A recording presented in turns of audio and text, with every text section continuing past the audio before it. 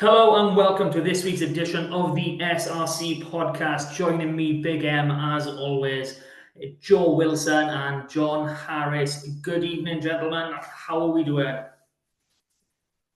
Very good, thank you. Good. Great to be back. Yeah, John, it's been a while.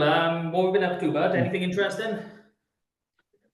No, I had a nice little holiday to Portugal. Not ditching the podcast off to watch football, as you told the fans. I did watch it when I was on holiday, but the main reason was because I was on holiday. But just birthday on the weekend, so I had a good swig, which I'm just about feeling recovered from. So yeah, all good. Happy days. Okay. So the week kicked off last Thursday night down the Newport Stadium. It's really weird for me to say that. I'd never thought, any rugby team from Newport would be away from Rodney, but there we are. So either of you catch a game? It looks weird, doesn't it? Oh yeah. It looks weird when they're not playing at Rodney. Yeah. Yeah, I mean, we just had a little discussion off air, and that in goal line was just comedic. Comedic. It was terrible. No Murrayfield, was it?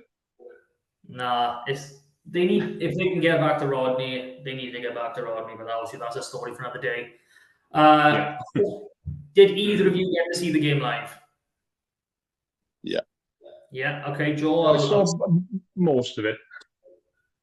Okay, that's good. Joel, I'll start with you. Give me your opening thoughts on this one. Yeah, it was a hell of a game. I think this was the game that I said last week. I thought Newport were going to win, but if anybody could go to Newport with the form that they were in and get a win, it was going to be Llandovery, and that proved to be the case. I think Newport will be kicking themselves. Just a really, really slow start first half, and it was bizarre. The first 20 minutes, they were just really, really inaccurate. There was a couple of knock-ons. It just started really, really painfully for them the first half, Newport, and they didn't ever recover. They got that Joe Peard yellow card as well, which would have hindered them first half. And then they go in at half time, they're 17-7 down. And they never really got to grips with Llandovery's attack either, did they? I thought a feature of Llandovery's attack for the it's been something that they've been building to, and we've seen glimpses of it in other games. But they started attacking the line with an inside and an outside threat on their pod, and that inside pass was a feature in the first half.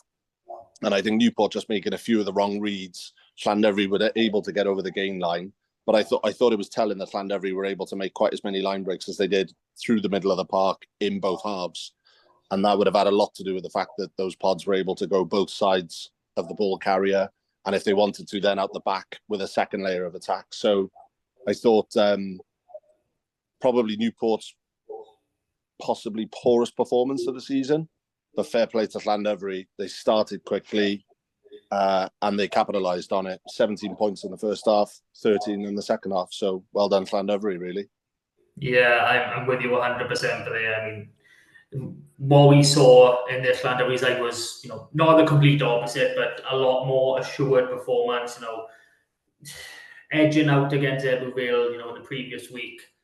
And, bringing Johan Hughes back in, there was a lot more of a controlling element to their game. They literally held Newport out for 70 minutes. What was it, like 30 points to 14 going into that final 10? Yeah. And it seemed as though it wasn't until they were like, okay, the win is secure, they sort of let their foot off the gas and Newport came back into it. And I'll be honest, awesome performances from both centres for the Drovers. Everyone knows how good Adam Warren is, and Rodney Jones are just superb. Just watching them work together, it was lovely. They're probably annoyed at themselves. They were in a position where they could have gone for the 6 points and they've only actually come away with 4. 16 points up, 10 minutes to go, 3 tries, a few more begging already on the pitch. They might think, that killer instinct isn't quite up to speed, but, they've obviously massively improved. We just need to wait a couple more weeks to see if it's just the TV cameras that are doing it. So, John, what are your thoughts on this one, bud? Yeah, it was both of those a really good game. It was the Llandovery properly turned up. I think I picked Newport in my predictions, but like Joe said, I thought Llandovery just looked a lot more composed. They looked a lot more sharper this week than they have been, and the back line just looked like it was more accurate. They just looked more switched on, and like I say, the centres were outstanding. Adam Warren again, and yeah, there was.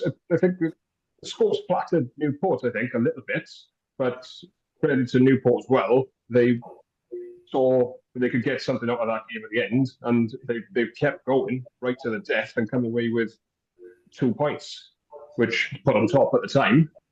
But I think that's a great result for Llandovery after the way they started the season. Yeah, fair play to them. Yeah, and I think this is a great result for the league in a whole as well. I know we touched on it last week. Every team in this league has now lost a game within the opening 5 weeks of the season. We're only waiting on Swansea to pick up a win, which they were quite unlucky with this past week. So we'll come straight on to Swansea at home to Cardiff. Comfortable win in the end for Cardiff down at St Helens, but 38-29 doesn't tell the whole story. So, Joe, you were a resident Cardiff man. Tell us how this one went. Yeah, I think I picked Cardiff to win by quite a lot last week, but that was off the back of what was a pretty poor Swansea performance at against Bridgend. And obviously Cardiff doing what they'd done the previous week. This was a much closer affair, although in reality, I think from about 25, 30 minutes out into from the end of the game, Cardiff pretty much had this, in the bag and taken care of. Swansea offered a lot more defensively this week. There was definitely a concerted effort to compete at the breakdown, and I think that caused Cardiff a few issues in the first half. But I think ultimately a feature of this Cardiff team has been trying to get parity of possession, which the Pack were able to do this week, and their electric backs. I know Stefan Manuel got man of the match. He was outstanding. He was absolutely outstanding. He thoroughly deserved the award. And obviously the main beneficiary of that was Tom Bowen, who bagged another hat-trick again this week. But Stefan Manuel just seems to have a really experienced player's head on young shoulders. He just seems to make some really good decisions. Able to put people in space, able to hit lines if he needs to, able to put in those 50-22 rubber kicks as well. So he's just a complete package, and I'm playing like a player that's got some real promise. Really, really excited about him. So I think the scoreline for me probably partially flattered Swansea, although it was a much improved performance. I thought Cardiff really were, they'll take it, but they'll be disappointed they didn't get more from it. Yeah, so far this season we've seen Cardiff, produce some pretty good performances. With 50-0 demolishing of the Quins in the previous week. They've done a job on Wyneddu Vale, live on Esper Direct, obviously winning up in RGC, which hasn't been, an easy job as we've seen this season. But you're talking, what was it, about 10, 15 minutes into that second half. I think it was Luca Giannini had crossed for the second try for Swansea, and they were 24-14 up. Now, at that point, my brain starts ticking, going, are we going to see Swansea pull something out by here? So we've actually seen, more from this Cardiff side. We've been seeing a lot of character come out to them to actually pull themselves back into it. That's the thing that has impressed me just following this game along. I mean, Swansea, like John, you overly said, like almost every week you've been on, Swansea are just, you're expecting more. They just not come in. And this week they did give a little bit more, but obviously Cardiff had in the bank already. I'm seeing this as a positive for Swansea. This is a good move forward. Obviously this week, the shorter turnaround, they play on the Thursday at the Drovers on TV. It's going to be difficult for them. So, John, where do Swansea really go from here? We're seeing signs of improvement. Are we going to see any more this week? Oh, I don't really know. I was surprised with the score. It is closer than I thought. I thought this could have been a really, a 6-pointer for Cardiff initially. But still, again, from the great position Swansea got himself into in this game, and then they've conceded 3 tries in 8 minutes then, and 4 tries in the last 20. And it's hard to see where they go from. I can't see where they're going to get a win from, to be honest, which sounds harsh, but I agree. Unless they play us at the moment, to be honest. But no, that's a joke. But yeah, I know we know Cardiff are quality anyway, but I don't know what to make of Swansea this year. They score in tries. They score in some great tries. They've got a bonus point out of that. I don't know. I wouldn't want to be going to Llandovery now on a Thursday night after Llandovery's performance last week. But they need to show that defence up, I think, because they're leaking a lot of points. So I really don't know. I don't know what to say because I just keep expecting a little bit more and it's not coming. So I don't know what to say. Yeah, so if we know how good Cardiff can be. We know some of the boys, like you've already alluded to, Tom Bowen with the second hat trick of the season. He doesn't like to score singles or braces. He has to do them in threes. No. Steph Emanuel when he's on fire, he's on fire. Steph Emanuel showing his class, whether he's a 10, 12, or whatever you end up putting him on the field. I want Swansea to do better. We all want Swansea to do better. We didn't have, a couple of boys, Morgan Morse, one that we have spoke about in the past. He has been absent for these past couple of games. So, there's still room there for Swansea and they're still not at 100%, but we'll keep going. It's difficult for them, isn't it? Because obviously I think this week we've seen in the press, the Ospreys are obviously struggling for numbers as well. Toby Booth's been in the media talking about, there's a whole side missing with a bench as well. For 40% of the squad are missing, I think I heard today. And you look at that and you fear for Swansea because whatever resources they've been given are going to be getting pulled back into the Ospreys as a region for games coming up for them. So, look, they've just got to dig in, get that mentality, fortress mentality sorted, and just start battling for everything. But I genuinely thought this was a much better improved performance from the previous week. They've just got to pull it together for a full 80 minutes. They probably just ran out of a little bit of steam against Cardiff. I think that the last 20 was quite telling. So they're very close to clicking and getting the victory. But there's no easy games in this league, and that's going to be the challenge. No. Yeah. So we'll move on to the next game now. And John, this is right down your alley. Aberavon playing host to Bridgend. Yeah. Nail biter. Absolute nail biter. Bridgend just doing enough in the end. 29-28. Were you at the ground this week, my friend? Yeah, I was there for this one. It was my birthday on the Sunday, so this was my day out. So I must admit, I was quite well lubricated watching this one. I'd already been out for a couple of hours before it. Shout out another New Jersey. This one, they have the New Jerseys in for this season, so that's got a couple of those in. This was frustrating is the best I could think of, and this is no disrespect to Bridgend, but this was the way our season started. I was like, right, well, this is where we need to target this one now. We need to get back to winning ways. We do well against Bridgend, especially at home, so we should be. It wasn't like dismissing them, but I was like, we should be winning this now at home and getting points from this one. But Bridgend turns up and fair play. They just seem to want it a little bit more. They seemed a bit more aggressive, a bit more switched on. There was a bit of they played the wind well in the first half. There was a strong wind, so they had that in their backs. But we knew then it was going to come back to us in the second half. Some great tries again. But we forcing a few things. We made a few just one-on first up tackles missed, leading to a try, and then another one come from like a drop pass, I think. But they got them. The Wizards got themselves back into it then in that second half. Scored some cracking tries again. But there was a period then about 60 minutes in, Bridgend just scored just as it was Aberafan had all the momentum. Bridgend just killed it dead with 2 quick tries and just took it away from Aberafan. And so we just chased it for the last 10 minutes. But again, could have nicked it right at the death.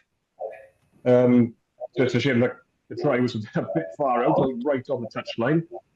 But we got 2 cracks at it because Jen charged it down too early. So I was thinking, oh, well, Dunford's got his eye in by now. We'll have this is going over. I was standing up on the railing screaming. And it's just gone wide. So another game where we've lost 3 or 4 now, but that could easily, I think, be 3 or 4 wins. But this is good for Bridgend, I think. I think they did deserve the win. They were just that little bit better. But some great performances from the youngsters again, which I'm going to take half from. I thought Bridgend's outside half was excellent. He ran the game for them. He was very good. So we've got to regroup now, and I think cut the errors out, unforced errors. We're gonna. These wins are gonna come. I think. I'm keeping the faith. I think there's a good team there that's gonna start beating teams soon. But again, what's this Bridgend up to now? Is it 4th? I think 4th or 5th. They've had a very good season. Good show. Roller joint top, don't they? Yeah. They brought some good support down as well. Got a good few beers with a few of them in the clubhouse after the game. That was fun. Yeah. I'd be interested to see where both of these go from here. Now, can Bridgend take on now after they've got, I think it's 3 wins now for 5? And, well, we've got to go to Cardiff now on Saturday and get something. So it's not getting any easier. But there's no easy games in this league anymore. Anyone can beat anyone on the day. Yeah. One thing I want to know from you, being in that crowd on the day, that first score from the restart, what was that crowd like as that just happened? Obviously, 3-0 down against Bridgend, or they're making the first points. Yeah. Restart. That's one thing, working on this week's restarts, you've got that down. What was that like going in? That was, well, Corey Lewis Jenkins very nearly did the exact same thing from the first kickoff or restart.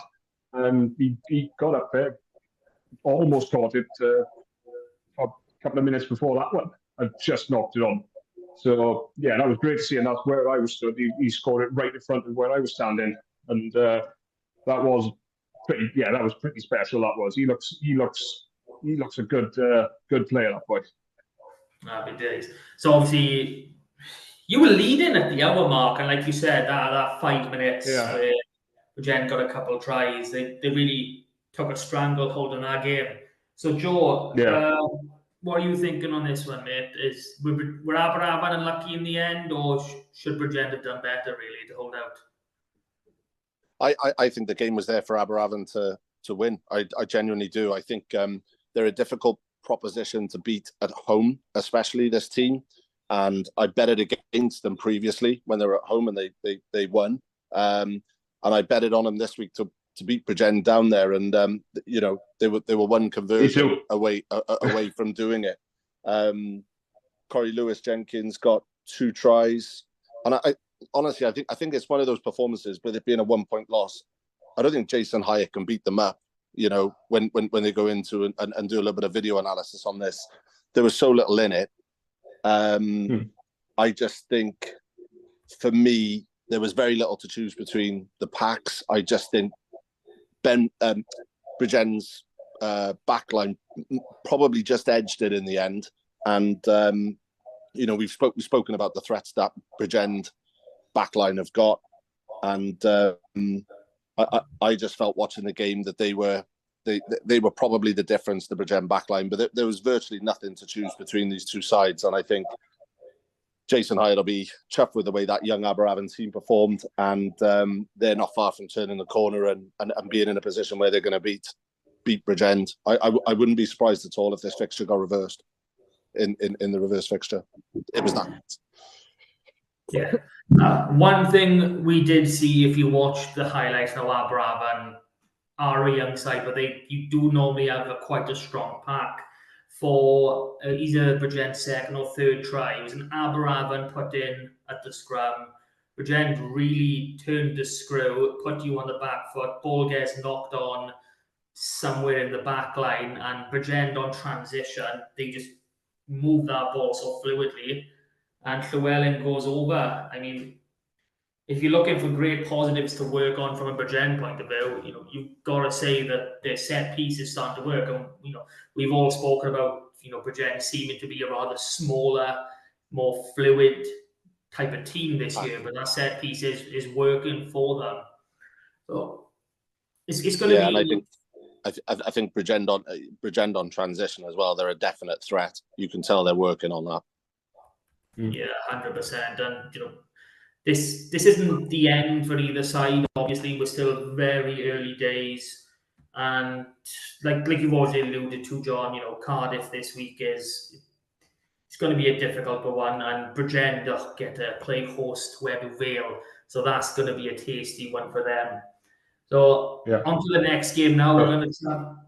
We're going to travel a bit further west now, and we're going to see Carmarthen Quins game against Pontypool. And my heart couldn't take this one. Quins really put in a brilliant attacking performance, but it seems to be a trend so far this season defensively. They're building up a lead and they're letting teams come back in. Thankfully, they held out 41-31 in the end. But I don't know what to say about this. They do have a very strong attack, are undefeated at Carmarthen Park, that beautiful bowl. You got to love it there.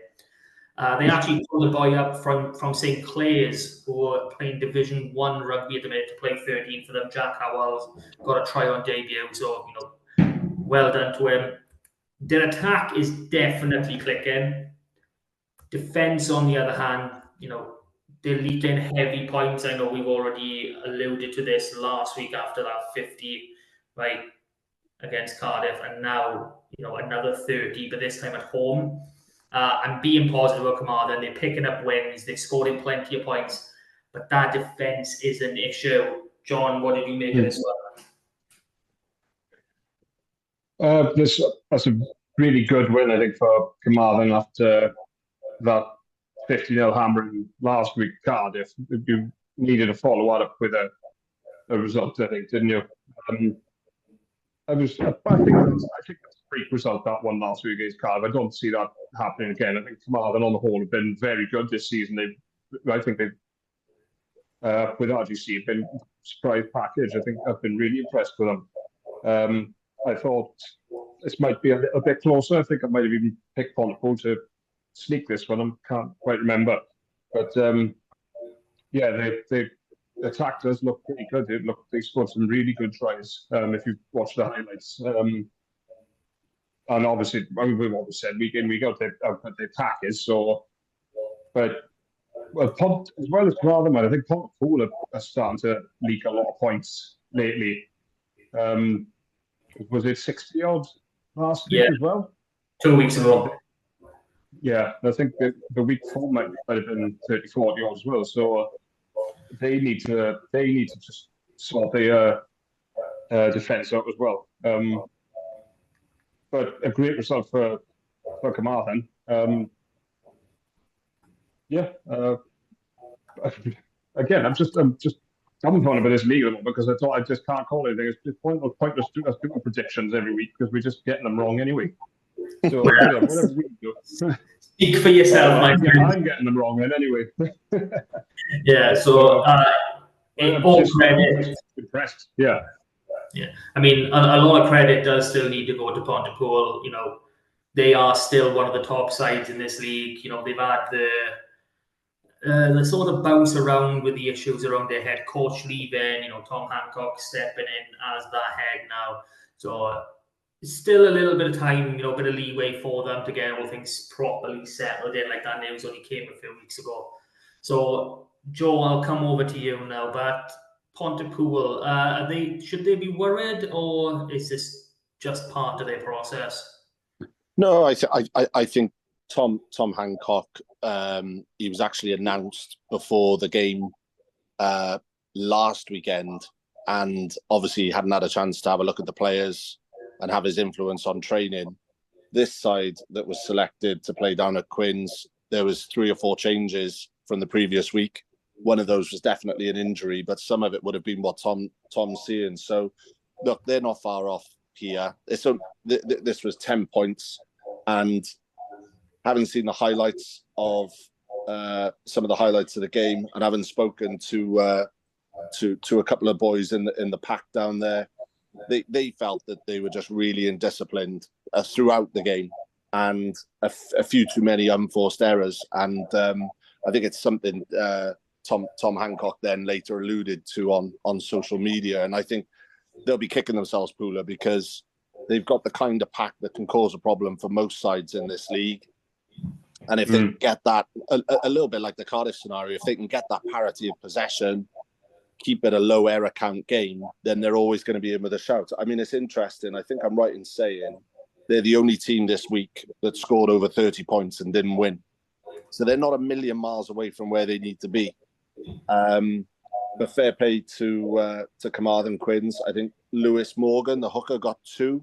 Yeah, which puts him as the SRC's top try scorer on 7. Fair play, which is outstanding. And obviously Carmarthen Quins beat Carmarthen Athletic, so the club must have been bouncing on Saturday night, I can imagine. Yeah, I mean, I'm going to point out, like, Lewis Morgan, obviously a hooker. A lot of tries do come from the maul, but they're not all pushovers. He does like taking that line from about 3 to 5 meters out. He does like to separate and go himself, which, you know, fair dues to the lad, he's incredibly accomplished at. So that's 4 games down. The last one, it takes us down into Ebbw Vale, where this was a strange one. You know, Ebbw Vale riding high from, you know, victory over Llandovery 31-28, that last minute kick. You know, and you know, they were down for majority of this game at home to RGC. You know, the scoreline in the end, 31-16, you know, a 6-point win. You know, it makes you think that it was rather comfortable for them. But honestly, watching this one back, trying to follow it on the day, see, I think it was like 16-15 at about the hour mark, maybe even a bit later. And I was thinking, RGC going to really do it? But this is, you know, this isn't the all attacking, you know, the Flair boys from the north we're used to. They're showing a lot more grit here. And it quite frankly probably does them a bit of an injustice, you know, that 15-point margin. But they're showing that they have got what it takes in this time to win now away from home. They just need to get over the line and doing it. When you can go somewhere like Ebbw Vale, who are, you know, what would we say, everyone would probably admit they're a top 3, top 4 team in this league, and put them under the definitely. and come within just a couple of decisions of really making a win happen. No, it's a great improvement for them. So, Joe, you've been championing RGC since the start, really. So, what happened in this one? Well, if you remember last week, we were talking about the fact that RGC had 4 home games, I think, to start the season with, or something like that, because they played a lot of time on the carpet and they struggled the previous week, perhaps with a change of surface.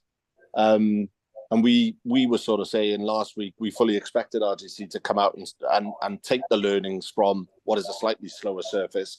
And that was sort of proven in the halftime score. They were up, I think, 13-7, was it, at halftime? So, you know, you could definitely say that they learned their lessons. They controlled the game really well. They started well. But they just seem to run out of steam in the second half, and I think that'll be a little bit of a concern for them, because I think it was a feature of the previous week's game. So they're definitely one of those sides that are struggling to play on an old-fashioned pitch, and then perhaps it is sapping the legs, when they get on that grass surface. I don't know, but yeah, they'll be kicking themselves from the two games, because they didn't really show what they were capable of last week, and now this week that first half performance was spot on. They just didn't kick on and sort of build upon the 16 points they'd scored in the first half. If they'd have done that in the second half, they'd have won by a point. So they're not a million miles away, but I think if you've got a grass pitch and you're hosting RGC, you're looking for that second half drop off, because it's proving to be a little bit of a feature, I think. Yeah, and all credit still to Abervale for actually coming away with the victory. It shows a lot of mental toughness when you are down for vast majority of the match, and then to come back with what was a massive play. I think it was 16, 17 points in our last 10 minutes, a penalty try. And they've only lost that one game against Cardiff, who we've all said they were really uncharacteristic. So this is still a very strong Abervale. So John, over to you on this one. Yeah, same as what you guys are saying. I think Abervale look very, very good this season. They're going to be they're going to be a top three side. Well, they are a top three side, but by the end of the season, they're going to be in that top three, I think, easily. But fair play to RGC, because obviously they've gone up there and competed really well against one of the best sides in the league. And it's 75 minutes, it's 17-16. That could be anyone's game then. But like I said, like you boys have said about their pitches, they just faded away then that last 10 minutes, and they've got to give credit to Abervale as well to finish them off and score that many points in the last 10 minutes after being behind for 90% of the game. That's a credit to Abervale, I think, and what they're trying to do this season. But I'd be interested to see where Abervale go from here, and gives me heart about Aberravon played when they went up there in the first game of the season, because we could have easily come away from there with a win. So I think, it's good to see from RGC. So if they can work on that fitness, maybe if that's what it is. But yeah, two good sides here, and fair play to Abervale. They're going to be top three by the end of the season. I think anyone who goes up there is going to. If you go up there and come away with something, you've earned it. No, damn straight, absolutely. So that brings us roughly to the halfway stage this week. If you like what we're doing, if you're still listening in, give us a like, share, follow, subscribe. Every little bit helps. Drop a comment. We want the engagement. We absolutely love it. Now, normally at this point, we would start talking about this week's Thursday game. The teams haven't been announced just yet. Swansea, I believe, on Thursday morning. Llandovery have a knack of not announcing them until we're coming to the end of this recording. So I'm pushing them to the back this week in the hopes we do get some Llandovery team news circa 9 o'clock on the Wednesday, which is about 10 minutes away right now. So first game to talk about, you boys are coming head-to-head. Cardiff against Aberravon. So I'm going to let you two have a little scuffle by you before I settle the odds at the end. So, John, I'll come straight to you. What do Aberravon need to do to really take some points out of cap? I think the main thing we've got to do is string an 80 minutes together. I know whenever we play, we know we're going to get a purple patch. But what we need to do is stop needing to rely on waiting for our purple patch to come for us to get back into a game or get ahead. Because we've got the pack to compete with people. We've got some special boys in that back line. I don't think we're far away, but you couldn't ask for a better test now after losing at home to Bridgend. If you go to Cardiff and get something, what more motivation do you need than that? Now, you can probably go into arguably the best team in the league on their ground. So you're going to have to perform. You're going to have to show up Saturday, or it's going to be a fucking long afternoon, like it was when we played them at Cardiff last year and they put 60 points on us. So I don't see that happening again. Bookies has got us plus 16. Obviously, Cardiff are favourites 1 to 10, Aberravon 5 to 1. Aberravon 16-point head start with the bookies. They're not usually that far off, are they? Cardiff have won the last 5 games. Cardiff have won 4 of them, including the last 3, I think. So I think it's going to take a massive performance to get something out of that game. But I actually feel quietly confident that I think I could see a performance, a full performance come in, and I think it could be this one on Saturday. So I might be being blindly optimistic, but I'm gonna say Aberravon to sneak this one. But it's going to be bloody hard against a quality Cardiff side. But I just think there's a performance coming. That's exactly what we want to hear. We want to hear you back in your own club, regardless of how deluded you may actually be. I love hearing it. I say it myself. I mean, you're going to review, obviously, this is round 6. After round 7 next week, there's a bit of a break. So, this first block of fixtures is coming to an end. You did have that abandoned game against Newport, but you've only picked up. Yeah, we would have won that one as well. Yeah, okay. 100%.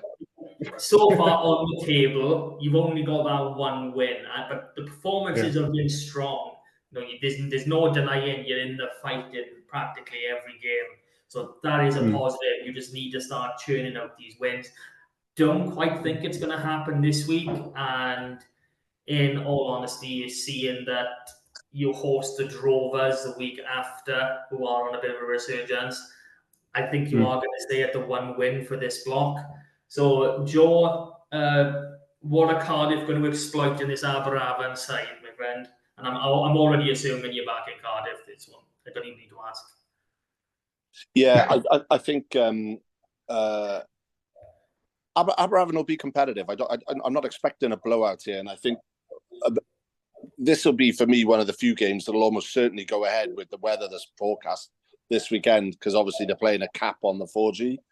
I think the problem for Aberravon is they're scoring tries, but they're not getting many bonus points, and that's probably a feature of their play. I think this weekend just gone, I'm just looking at the history, is probably the most points they've scored this season. Was it 28?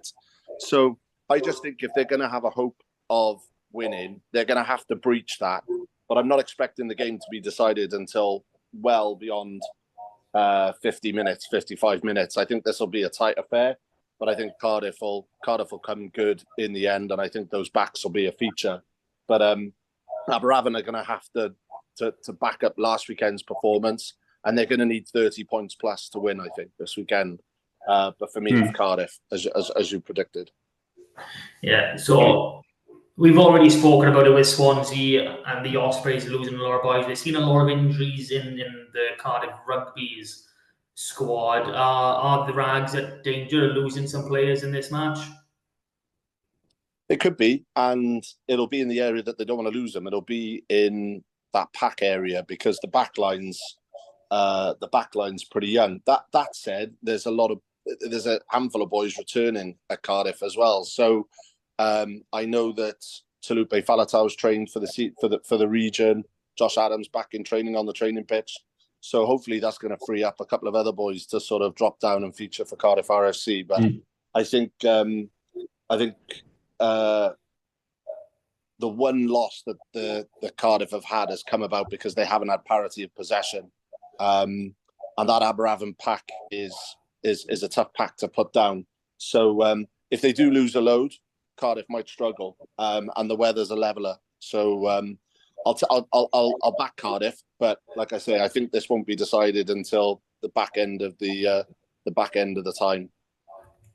And this is now why I like having three of us on here. So it's a 2-1 win for Cardiff. The missing man, Rob Rees, he's holidaying it up somewhere, probably getting a lovely tan in Somerset or something. It's not Ebervale RFC. Jason's revoked his visa, apparently. Oh, 100%. I'm not surprised with that at all. So, being as though you just mentioned, this is the one game I haven't been able to pick before today. Ebbw Vale travelling to Bridgend. Now, I'm a bit of a pendulum. I'm more in favour of Ebbw Vale, but I can swing. So, Joe, I'll bounce straight back to you. Where's this one being won and who's winning it? Is this me? Yeah. Is he all coming to you? Do you know what? If this was being played on a carpet, I'd back Bridgend every day of the week and twice on Sundays. But because it's on grass and because I'm expecting the weather to be awful, I think Ebbw Vale's pack are going to do a number here. And I'm going to tip Ebbw Vale by seven points. I just think they've got a very big pack. I was really impressed with the way that they played down at Cardiff. They didn't lose at Cardiff because the pack didn't lay the platform. It was more the fact that the backs probably didn't take advantage effectively enough of the possession and platform that they were given. Now, roll forward a couple of games. They've scored 31 points last weekend.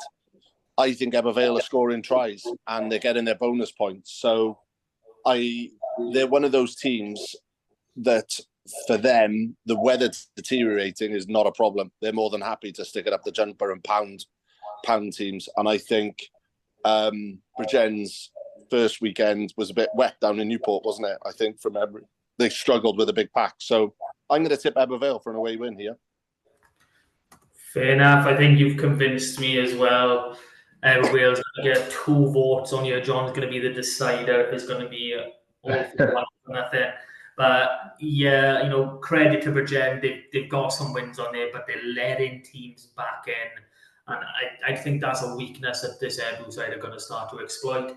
John, are you coming at us with anything different, my friend? Well, I didn't obviously know what the weather was going to be like on Saturday. I assumed it wasn't going to be great. So, Joe, it's going to be pissing down, is it, on the weekends?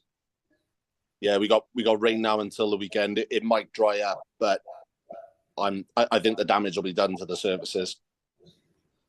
Well, I had an inkling for Bridgend, but I think Joe's actually convinced me now as well with I forgot how big Ebbw Vale pack is after seeing them in person on that first day of the season.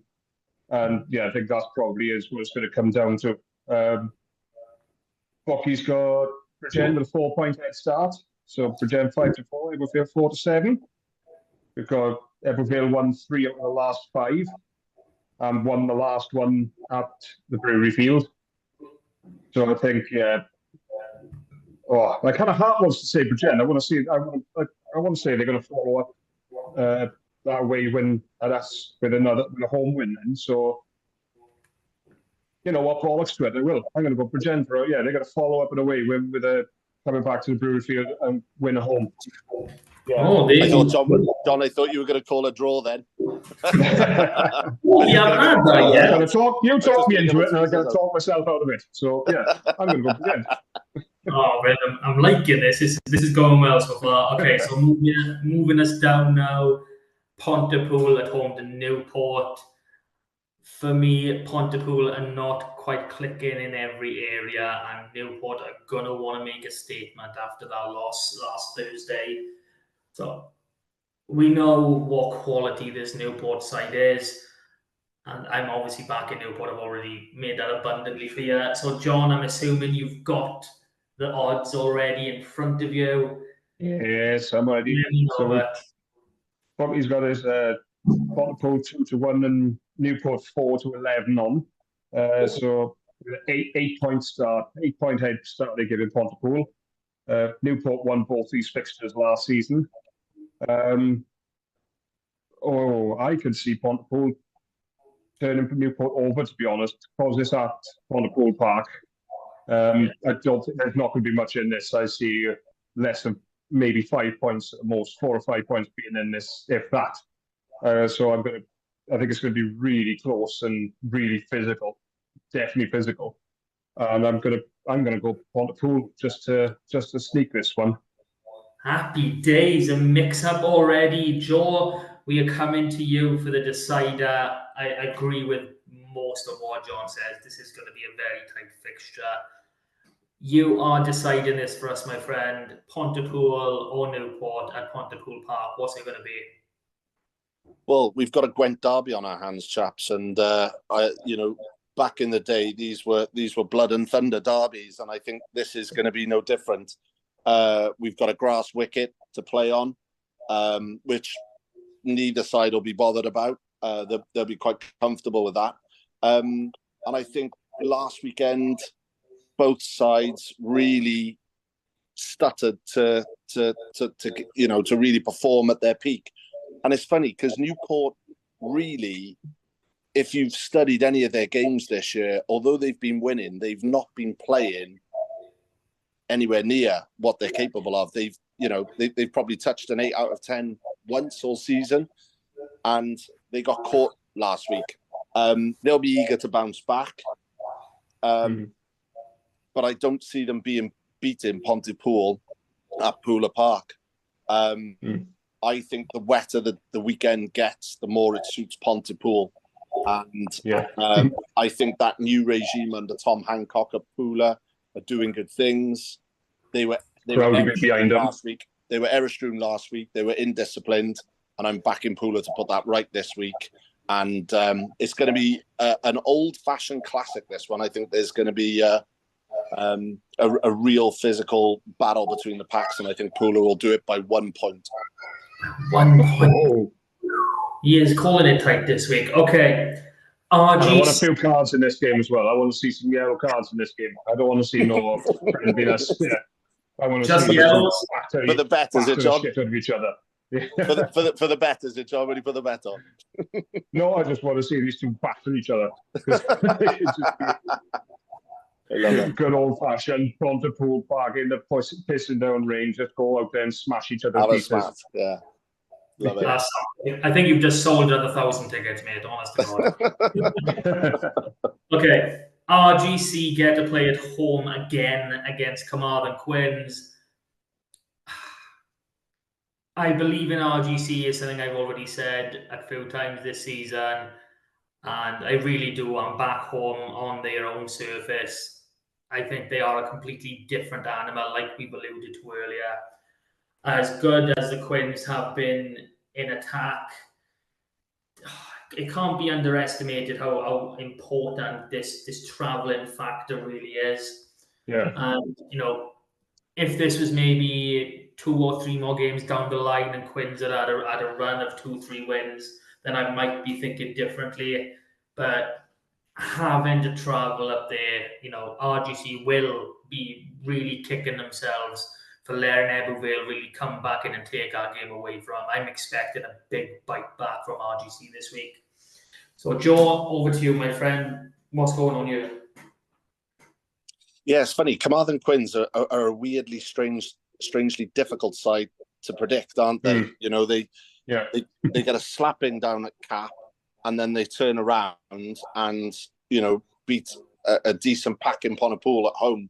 I just think, for me, the weather will be a bit of a leveler again in this one.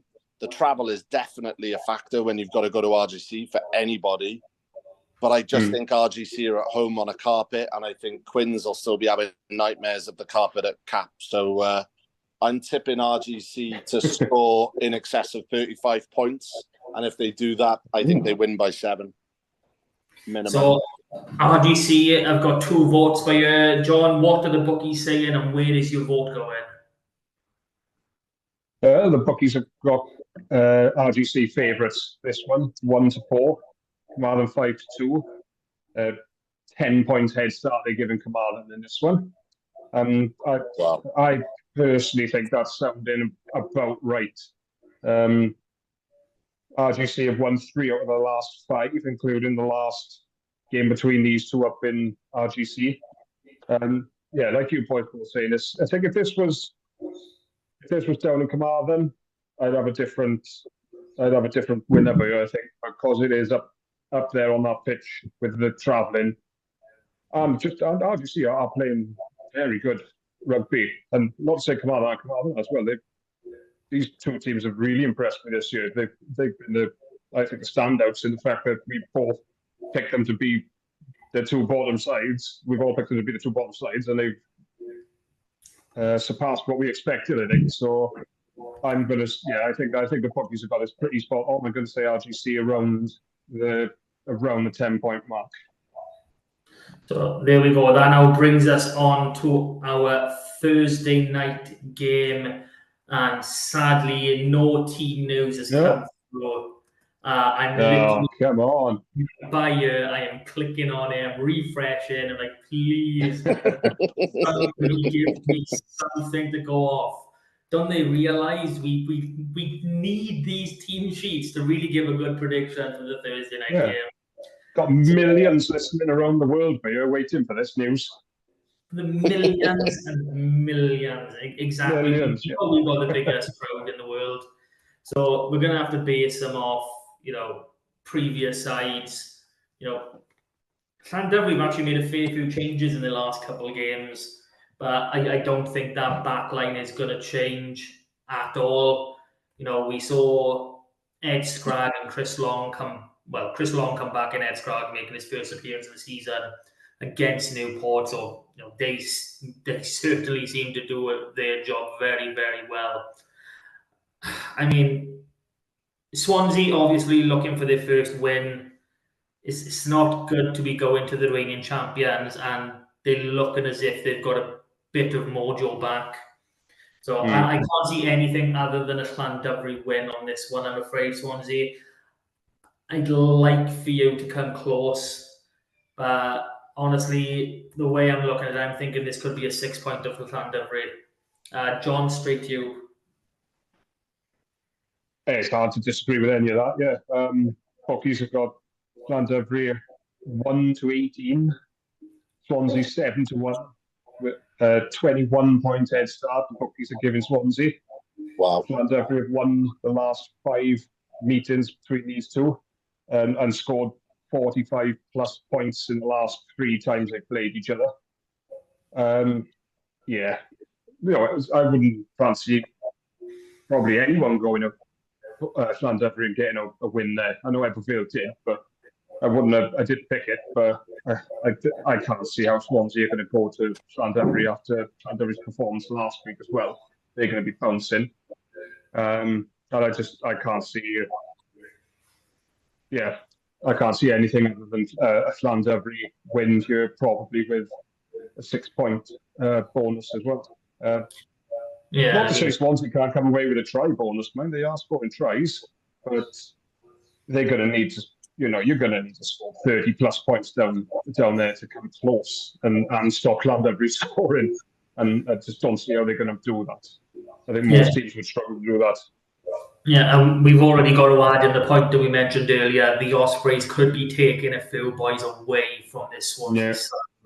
So they're not getting any gimmies at all in any way for this fixture. No. So, Joe, is it going to be the first clean sweep? Are we going to see a Thursday night win for Llandovery? Yeah, I just think Llandovery, they still haven't got a win on their new carpet. I think Jack Davis looked really lively from full back last week, and you could begin to see his influence in the game in the wider channels. And I think a week on, having that bit of experience and getting back familiar with the boys, I think will do Llandovery the world of good. I think the returnees add something for Llandovery. And on the flip side, you can see that Swansea side maybe losing 1 or 2 stars to the Ospreys, as you've mentioned.